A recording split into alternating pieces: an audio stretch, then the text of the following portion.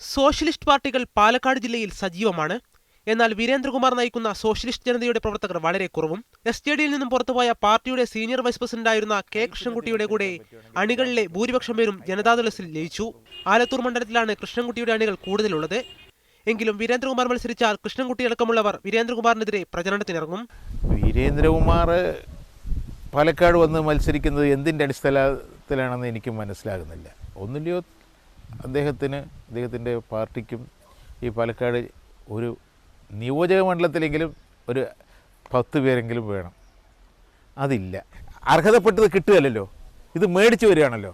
എന്തിൻ്റെ പേരിലാണ് മേടിക്കണം? ഒന്നില്ലയോ പൈസയുടെ പേരിൽ, അല്ലെങ്കിൽ തൻ്റെ സ്ഥാപനത്തിൻ്റെ പേരിൽ, അല്ലേ, പത്രത്തിൻ്റെ പേരിലും ചാനലിൻ്റെ പേരിലും അല്ലേ കിട്ടുന്നത്. അല്ലാണ്ട് ഒരു പൊളിറ്റിക്കൽ പാർട്ടി എന്നുള്ള നിലയ്ക്ക് ഇദ്ദേഹത്തിന് ഇവിടെ വരാൻ ഒരു സാധ്യതയും ഇല്ലാത്ത ഒരു സ്ഥലമാണ്.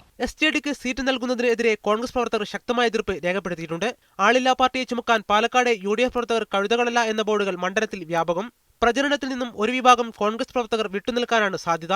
കോങ്ങാട് കോൺഗ്രസ് മണ്ഡലം കമ്മിറ്റി SJD മത്സരിക്കുന്നതിനെതിരെ പ്രമേയം പാസാക്കിയിട്ടുണ്ട്. എന്നാൽ മുസ്ലിം ലീഗ് അടക്കമുള്ള ഘടകകക്ഷികൾക്കും കോൺഗ്രസ് നേതാക്കൾക്കും വീരേന്ദ്രകുമാർ മത്സരിക്കുന്നതിനോട് അനുകൂല നിലപാടാണ് ഉള്ളത്. സാജിദ് അജ്മൽ, മീഡിയ 1, പാലക്കാട്.